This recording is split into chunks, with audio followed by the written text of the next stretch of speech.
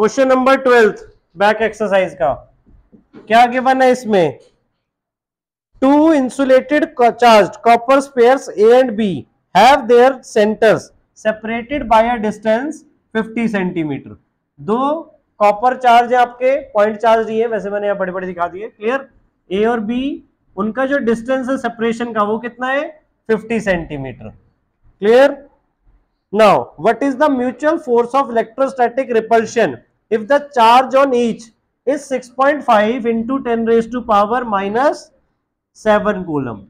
ये दोनों का चार्ज है, Q1 भी इतना है और इवन Q2 भी आपका इतना ही हो गया, क्लियर। दोनों पॉजिटिव चार्ज है, लाइक चार्ज है, तो आपस में क्या करेंगे? रिपल्शन करेंगे, इसलिए उन्होंने पहले ही बोला हुआ है आपको electrostatic repulsion. The radii of A and B are negligibly compared to the distance of separation, clear, जो कि हमने पॉइंट चार्ज बोले थे, क्लियर। साइज बहुत ही छोटा होता है वैसे तो आपका। नाउ अब फोर्स का फॉर्मूला क्या है आपका? Q1 Q2 by r square. So magnitude ही निकालना है हमें सिर्फ, ठीक है। सो क्या आ जाएगा? K की value 9 into 10 raise to power 9, Q1 और Q2 दोनों इक्वल है, so that is 6.5 into 10 raised to power minus 7 into 6.5 into 10 raised to power minus 7। Distance को मीटर में कन्वर्ट किया तो कितना हो जाएगा? 0.5 into 0.5 आर स्क्वायर हो गया आपका ये, क्लियर।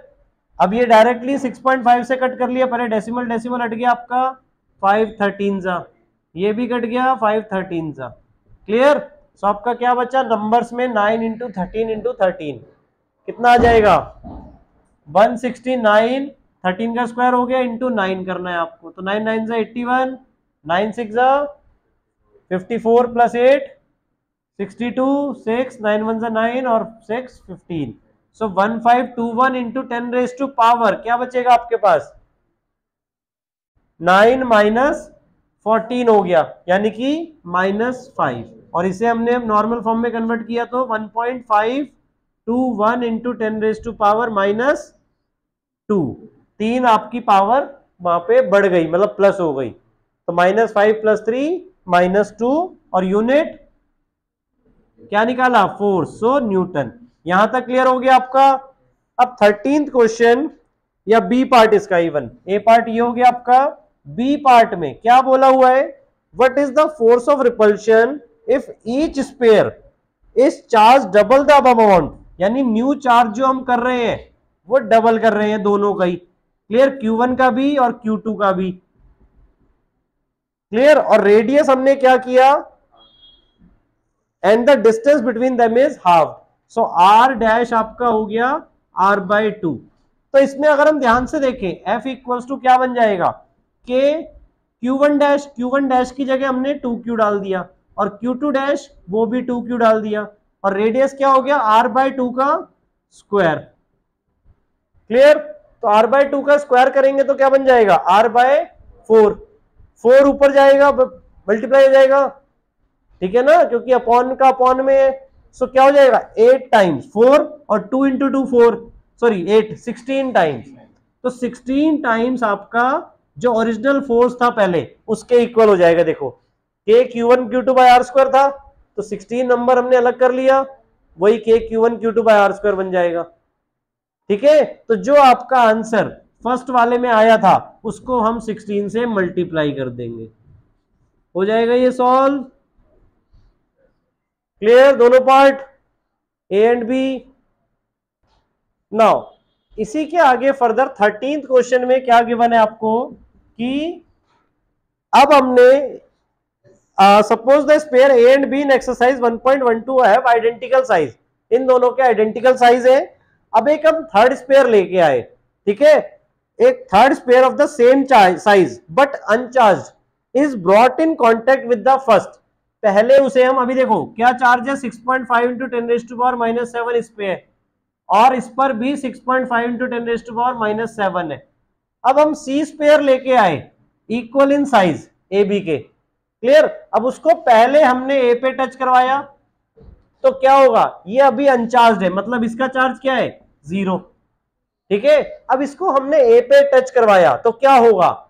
ए का आधा चार्ज इसको डिस्ट्रीब्यूट हो जाएगा, यानी ए को टच करवाया और उसके बाद जब रिमूव करवाया तो इसके पास चार्ज कितना हो जाएगा Q3, Q/2 यानी कि 6.5 का half, so that is 3.25 into 10⁻⁻7 coulomb. और ए वाले का अब क्या हो जाएगा Q1, that is Q1 dash से डिनोट कर रहे हैं क्योंकि Q1 तो एक्चुअल ये था, तो इसके पास भी कितना रह गया 3.25 इंटू 10⁻⁻7 कूलम। यहां तक समझ में आया। अब जब हमने आगे क्या किया, अब सी वाले को ए से हटाने के बाद बी पर टच करवाया, अब इसको वापस लाने के बाद वापस सी पर, अब बी पर अब टच करवाया, तो अब बी का चार्ज क्या होगा, इन दोनों का रीडिस्ट्रीब्यूट होगा। बट अब इसके पास चार्ज कितना हो चुका है 3.25 इंटू 10⁻⁻7, क्लियर, जो कि ये नाउ अब इन दोनों का सम कितना हो जाएगा 9.75 इंटू 10⁻⁻7, इन दोनों का जो सम है। अब रीडिस्ट्रीब्यूट होगा तो दोनों के पास हाफ हाफ डिवाइड होगा, यानी अब अगर हम Q2 डैश लिखें तो वो कितना होगा 9.75 का हाफ कितना आएगा बताओ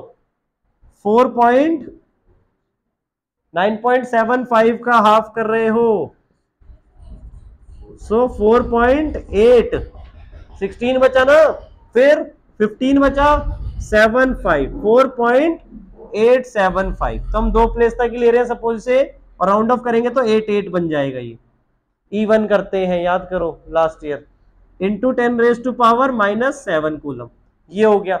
और Q3 पर फाइनली क्या हो गया, वो भी 4.88 इंटू 10⁻⁻7 हो गया। यहां तक क्लियर है। अब हमारा Q3 का खैर कोई रोल नहीं है, अब हमें क्या निकालना है Q1 और Q2, मतलब A और B के बीच में न्यू फोर्स ऑफ रिपल्शन निकालनी है। रेडियस आपका वही था, मतलब distance, sorry, that is 50 centimetre. अब हमें फोर्स निकालनी है, so F equals to K Q1 Q2 dash, ठीक है ना, अपॉन R²। सो K की value 9 into 10⁻⁹, Q1 dash 3.25 into 10⁻⁻7 into 4.88 into 10⁻⁻7 upon में 0.5 इंटू 0.5। अब इन्हें क्या करो, सीधा इनको हटाया हमने तो 10 बन गया यहाँ पे, क्लियर, और ये 2 से डायरेक्टली कट कर लिया, ठीक है। तो अब आपके जो जो नंबर्स बचे उनको आप मल्टीप्लाई कर दोगे, या सिंपली देखो 3.25 इंटू 2 किया, वो फिर से आपका क्या हो गया 6.5, और 4.8 इंटू 2 जो कि हमने अभी डिवाइड करके निकाला था 9.75। 10⁻⁻, आपस में सॉल्व ही कर दिया आपने तो कितनी हो गई 9 - 7 2 - 7 5, 10⁻⁻5। अब इन तीनों को मल्टीप्लाई कर दोगे आप तो आपका फाइनल आंसर आ जाएगा, क्लियर। 13th भी